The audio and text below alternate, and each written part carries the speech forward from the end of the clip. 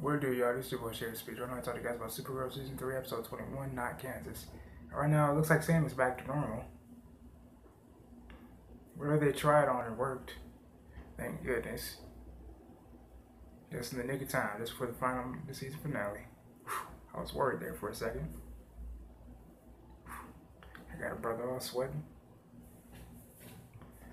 So how's everyone else's summer going? Is it pretty hot over where you guys live? Because it's pretty hot over here where I am. So let me know what you guys, how your weather's going, how your summer's going in the comment section below as well.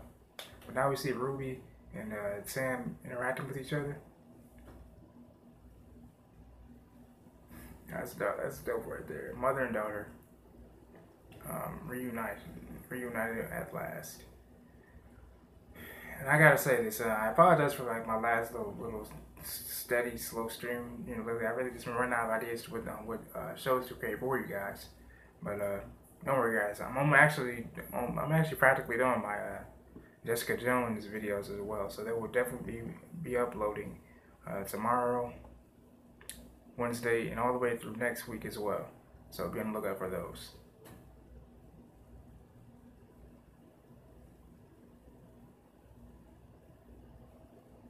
So Kara asks Lena if she can make more, if she can synthesize kryptonite on the Black Rock. And so Lena says she'll get to work on it immediately.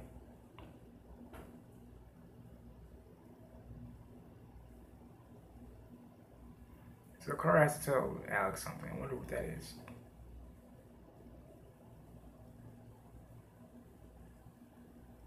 So Kara tells Alex that her mother's alive. And I will say, man, that is pretty interesting to know that her mother's been alive this whole time.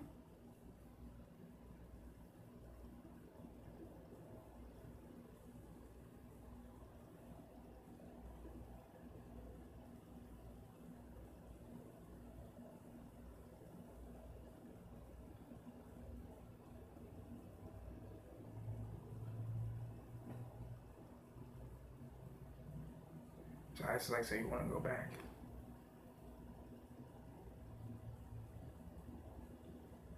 And Kara, she has tried her whole life to make Earth her home, but it's not like Krypton, you know. The fact that she saw her mother today in a little small piece of kryptonite really made her feel at home and at heart, and that's a good thing. So maybe if she does go back home, I mean, it'll be best for her for a little while. You know, because she has been feeling pretty empty and hollow. You know, it's a little empty, hollow pit. So I mean, hey, she's made Earth her home for a while now. So I think she deserves a little real home experience again. I mean, she's been on Earth for a while now, for God knows how long.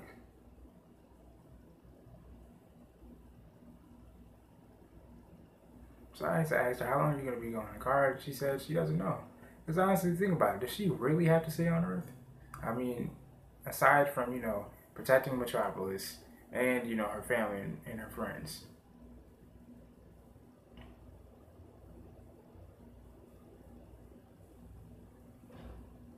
But then again, you know, Alex does empathize and say, you know, you're giving us so much as Supergirl, so it's time for Kara to take care of herself. And no one deserves it more than her. And she's absolutely right.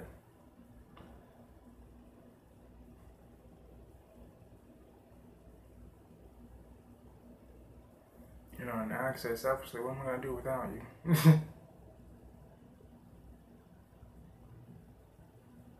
You know, Kara said, well, when you went away to college, you figured that out. And we called and emailed every day. What's Wi-Fi like in space? Good ass question.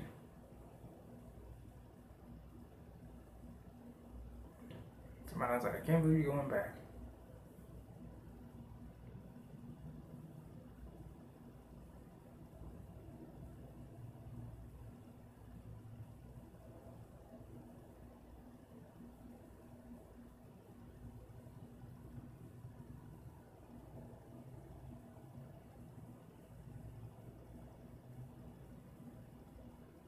The question is this really the last of Reign that we've seen of her? Because part of me feels like that we haven't seen the last of rain.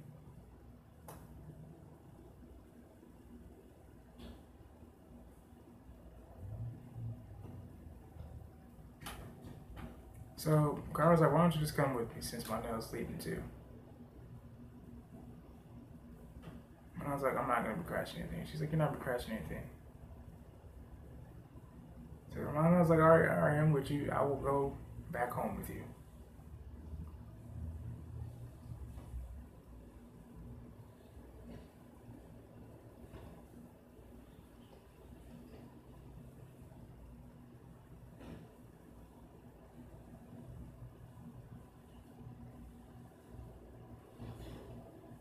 Oh, I'm sorry, National City. Sorry, I keep saying Metropolis. I'm so used to seeing Superman and stuff like that. And I can tell this is gonna be pretty difficult for Alex because she's so used to Kara being there here on Earth.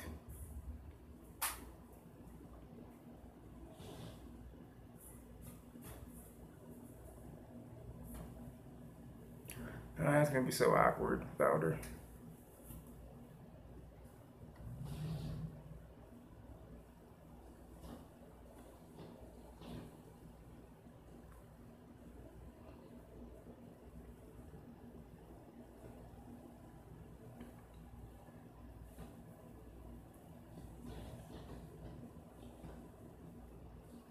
Oh, the fake is. I wonder if she's gonna see Lena one more time.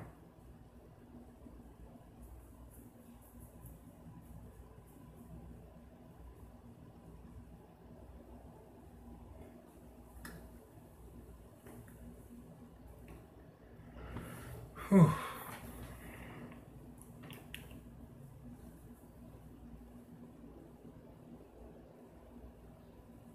So did you guys hear that? It's not a goodbye. It's see you on the flip side.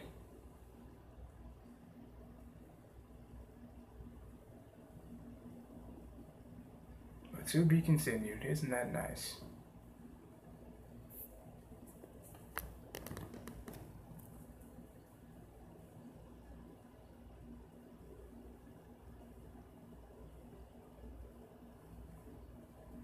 I hope she realizes this is going to be a little awkward. I mean, something's a little off. Alright guys, we're back. And so right now, it looks like Monel's trying to figure out some ball form of a Rubik's Cube.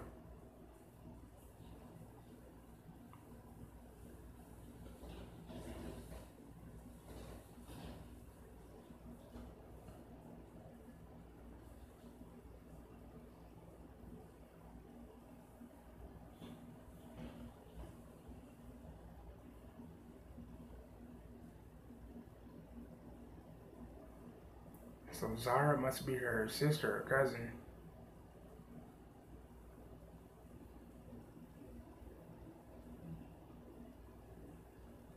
So Zara's the only one that survived aside from her parents and her brother.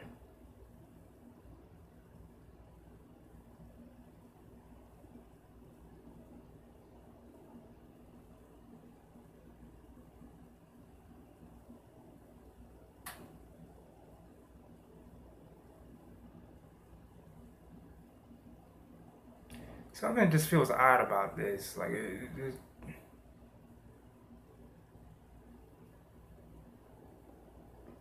or you could just say your boyfriend. I mean that would work hard. When you're introducing Monel, just say boyfriend.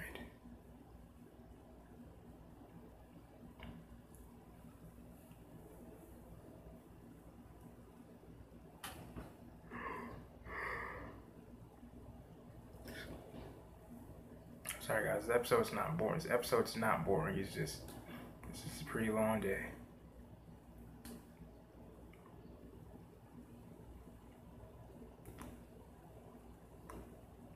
Okay, so Zara has kids and a husband. Okay, that's pretty damn dope. And I think Monel's, a little suspicious as to what's going down.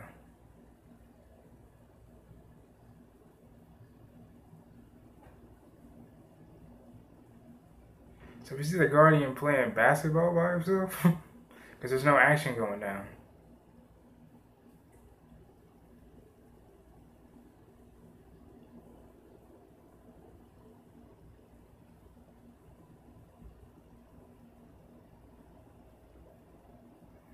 James asked Quinn, when do you think we'll see her again? And Wynn's like, I think we'll just see more or less of her. Oh shit! Now we got action.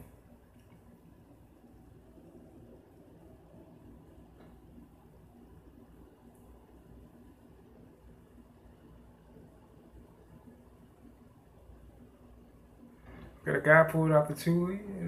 He's busting shots at the Guardian. Damn, those are caliber 50 cal rounds. Holy shit.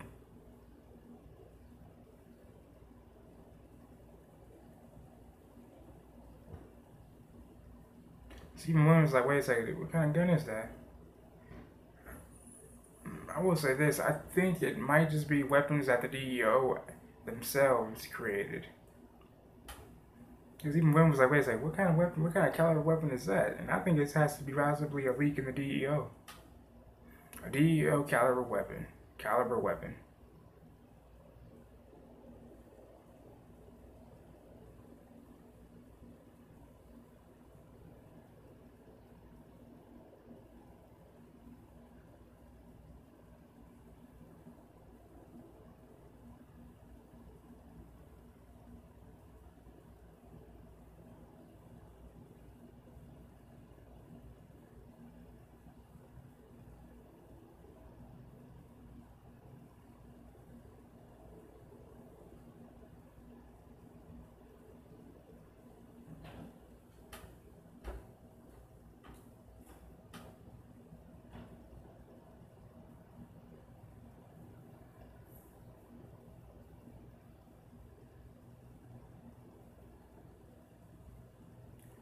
And so John's father tells him it's time for the breach because he feels like he's going to die.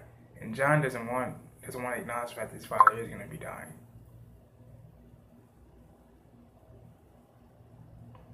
He's doing that so then that way his memories and life won't be lost forever.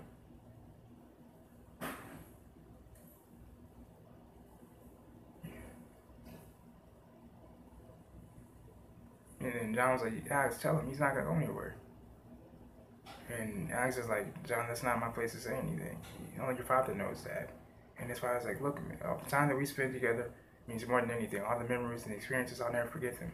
And I want you to cherish them. But he knows that he's dying. So I guess I feel like this is why he wants to do what he has to do. And I can tell this is really hard for John. I mean, given the fact that he has children and a wife, his father really is the only thing that he has left of Mars. Do not forget what I have said, my son.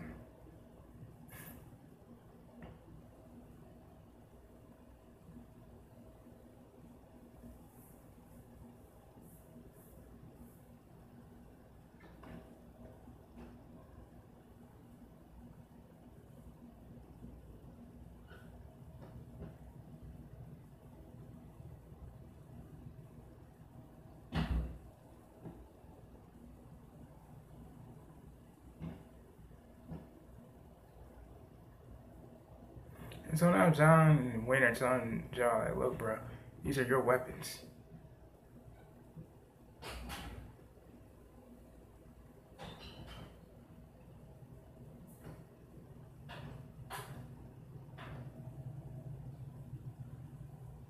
So John is just like, I can't believe this stuff. How did these guns get out?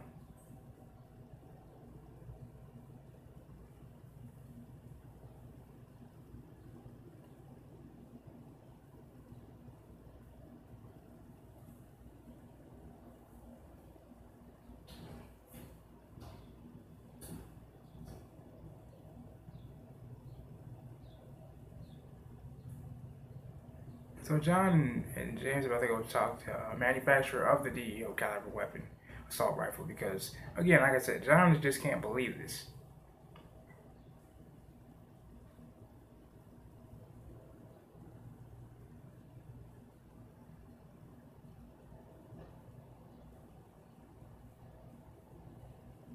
Alright guys, we're back. So that was a big scare just now. You know, Monel swooped in and saved the guy, Val, little kid. So now I'm trying to figure out, okay, what caused that accident?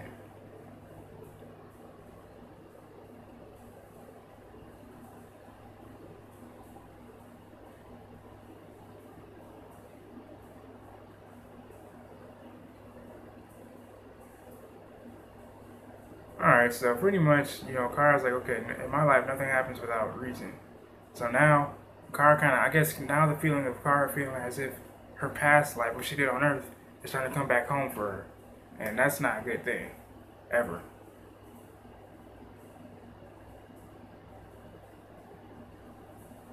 So Kara asks Monel, do you think I've been paranoid? Nah. I don't think you're paranoid, Kara. Someone's like, I think you should take this. Just in case.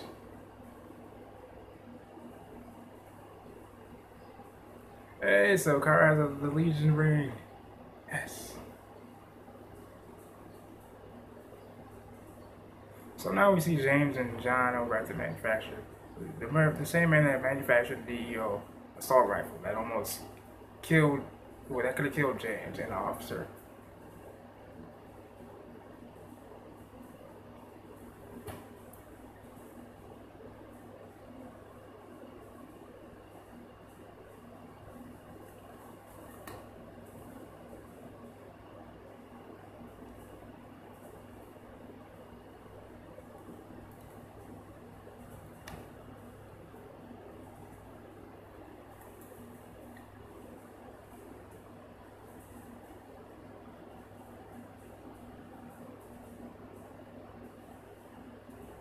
Okay, so the manufacturer tells John, we manufactured a civilian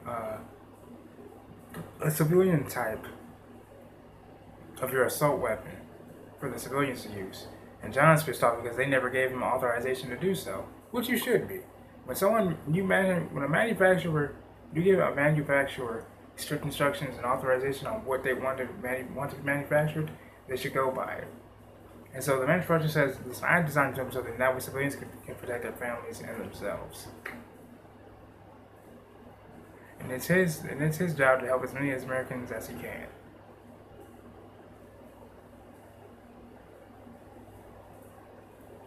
He said that weapon is only for trained personnel, trained officers only. No civilian should be able to have them. And which is correct. He said, if you don't abide by our rules, we'll take business elsewhere.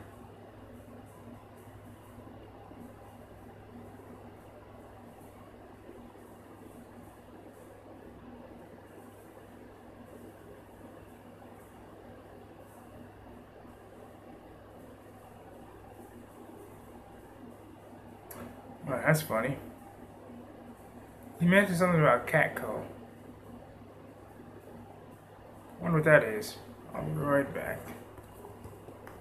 Okay, so James just realized that Lena is packing heat too. And he feels like, I don't understand how,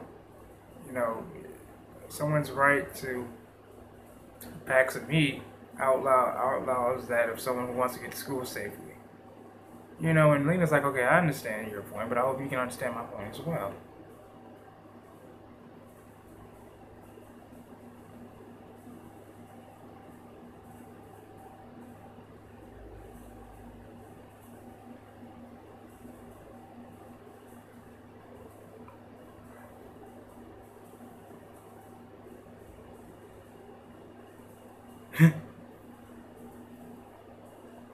Alright, so now we see Kara and her family having dinner.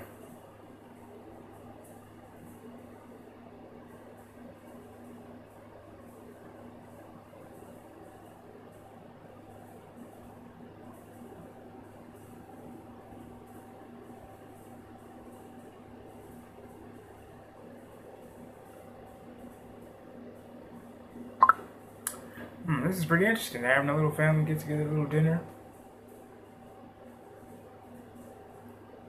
And so Mono asks, Zara, okay, where are the kids tonight? They're with the babysitter. Alright guys, so Kara just pretty much flagged down a woman that she recognized during the crash. And she's like, okay, wait, are you spying on me? Like, how'd you know about this? How'd you know about that? And so he's like, I did nothing. You're crazy. So now Zara thinks that Kara is possibly paranoid. So now I think this is what's going to prompt Kara to go back to Earth now. If someone's after her, some of her Earth troubles have followed her all the way to back to her home, what makes you think that no one else is going to be after her? Alright guys, we're back. And so now John's asking everybody else, is like, have we identified any potential suspects yet? And they're having a hard time, trying to track this guy down.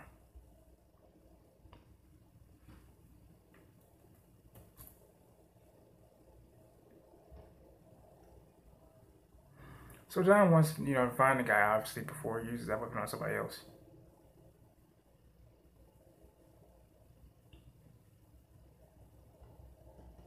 So Alex asks him, "You're not trying to get into this so you're avoiding your father's death, are you?" And John's like, "No, I'm not." So Kara's mother tells her the prop at the construction site fell because of a part that needed fixing.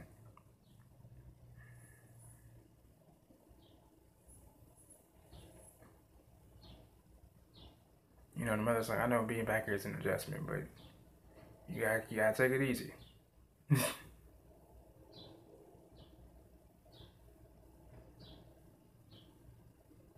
We learned that Kara's mother was haunted by the fact that her planet was destroyed for a long time. Obviously, that's home to you. So why wouldn't you be haunted by that?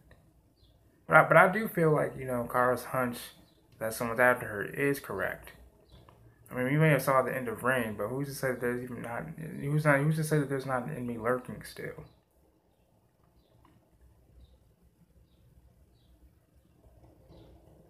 So Kara says, "I do feel unsettled." So Kara says, "I don't think it was an accident. She thinks someone is behind it, and she always follows her intuition."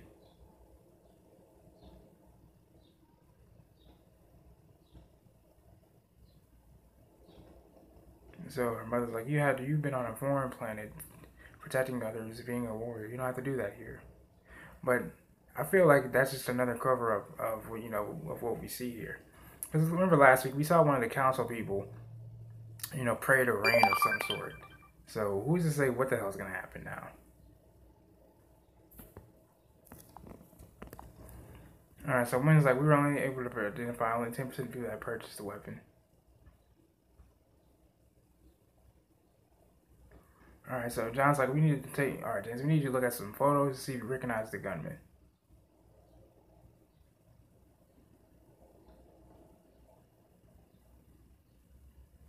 So Arthur Willis.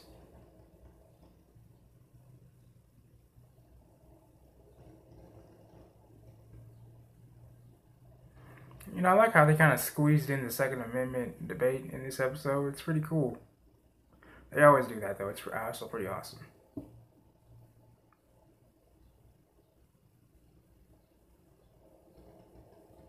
So John's like, "Okay, look, if you send your guys out there with the same weapons, it's going to be a war zone."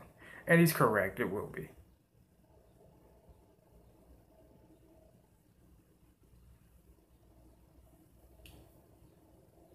All right, so Wynn finds he brushed up upon Arthur's social media, and he said it looks like he's a manifesto.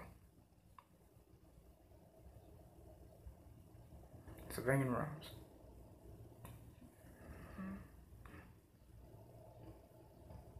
So it turns out Mr. Willis was not going to rob the bank. He was going back to his old office where he once worked. Due to a vendetta that he has for the people at the company. So we'll see what happens. If we saw him get in the car to speed off with some weapons, it's about to get real, y'all. Alright guys, looks like Arthur Willis is about to execute his plan. He is getting strapped. You see the FBI coming through.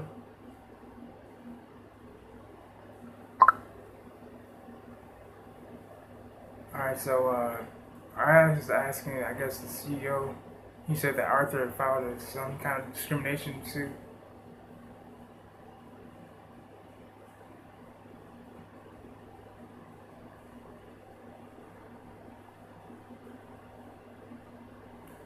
So they're going to go to the cellar, and everybody going swinging with some ammunition because Arthur is beyond strapped.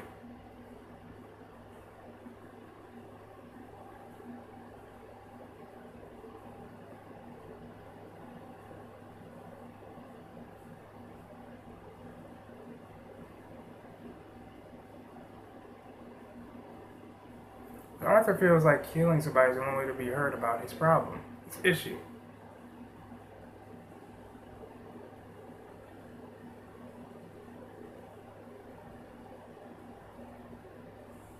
Okay, so pretty much the whole issue is Arthur's wife left him because he wasn't working, because the firm passed him up for partner, and he's been out of job since. So I don't blame the guy for blending some steam off, but not with guns. So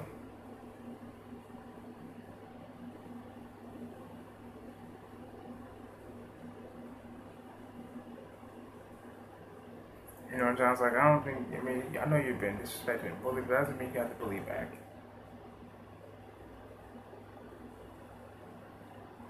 Arthur just feels like his life is over no matter what.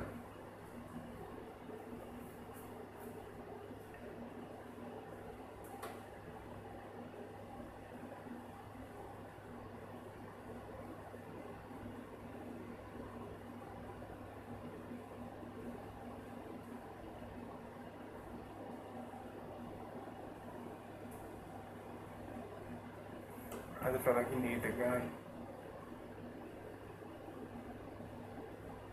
You don't need the gun, Arthur and the others do. You see James just stand on standby just in case things get hairy.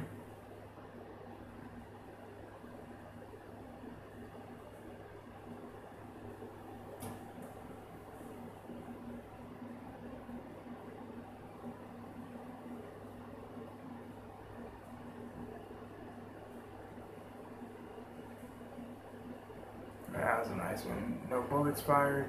Everyone's cool. That's what you like to call handling, de-escalating a situation. So now we see Kara like in the forest, just looking at the plants and things like that. I guess to clear her mind, because everyone thinks that she's this paranoid person now, because of a piece of a construction just fell down and she feels like someone's after her. But who knows? Maybe someone is after her, but they're deciding in plain sight. And now we see Marnell comforting his lady.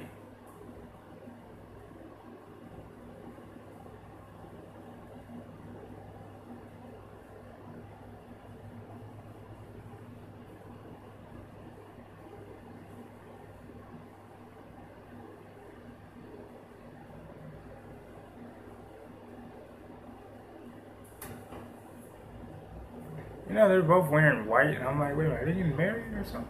Like, are they getting? I mean, are they tying the knot? It's, you know.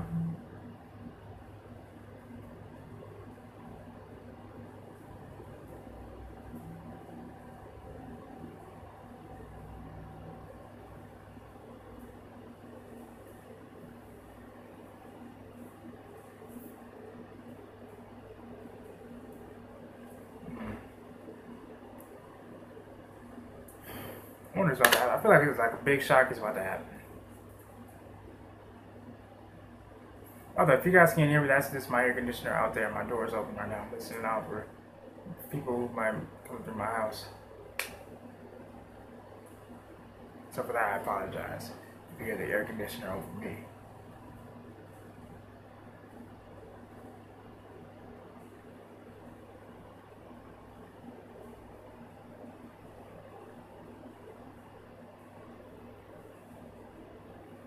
Wait a minute, what's about to happen?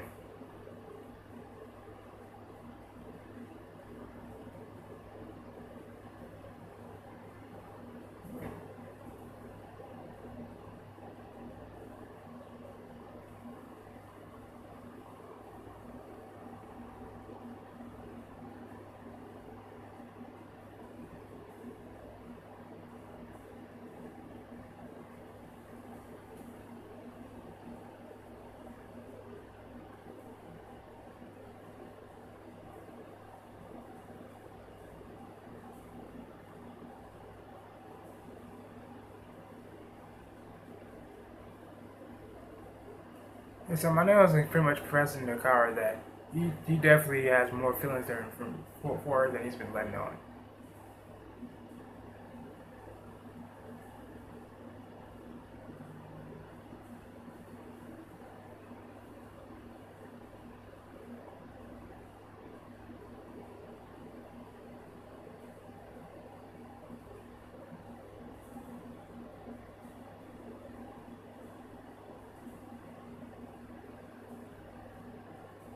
So now Kara is telling Amanda about the dream that she had when she's walking down this path. Looks like, wait, is that like Kansas? And Monel's right behind her. And they're wearing all white. Coincident. What a coincidence.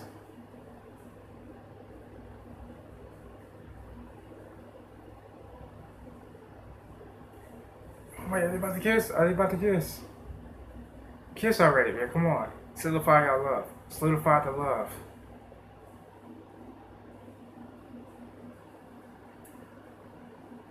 Ah, damn it. Damn cockblock threat. But it's an android of some sort.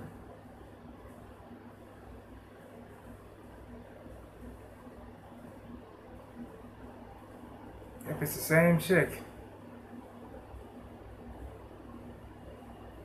Ah, bitch, you caught. I knew Carl wasn't being going crazy. Alright guys, we're back. So it turns out the woman that they caught, Zara was completely pissed because she kept defending her. And she asked her, like, why would you want to attack the daughter of House of El? She's like, listen, we are the daughters of the darkness. We serve Juan, or something of that nature. And she said, Selena's our high priestess. And Kara's like, wait, Selena helped me defeat Rain. She said, not all is as it seems. Okay, so now John, with the whole aftermath of Arthur Willis, the whole after thing with Arthur Willis, John has initiated a non-lethal weapon regime now with his agents now. Of course, one of the agents spoke out, but I think that's probably gonna be the best thing they can.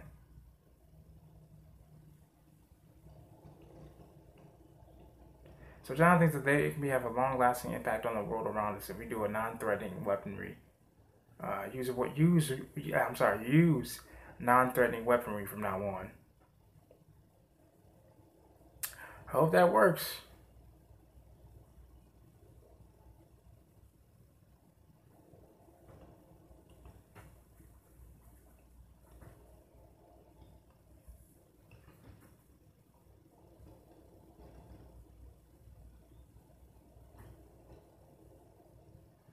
And so John thanks James because something that John's father told him a long time ago. All you need for strength and peace is a shield.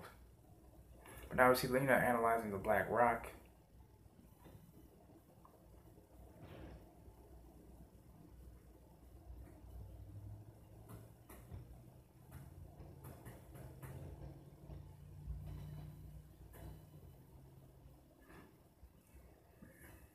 Here now, it's more than a bio-mystic trend, whatever. So pretty much Lena says that, the Black Rock is, Heronel is revolutionary. I wonder what she could mean by that.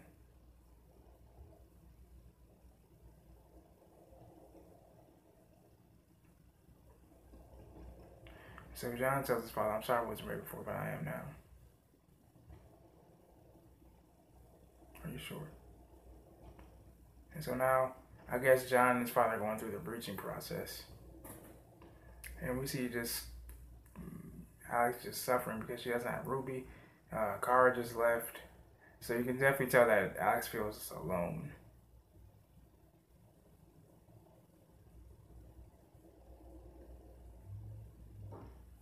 Or she just look up.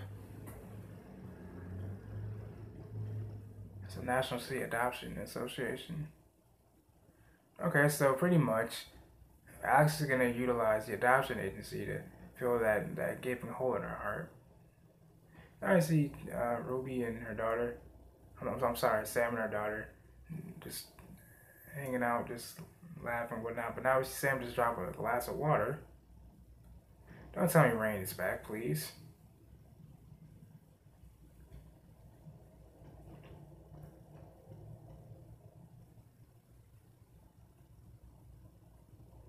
No, not this guy.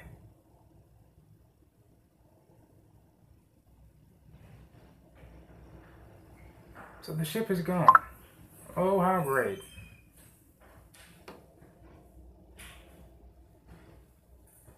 I swear, this is that bullshit.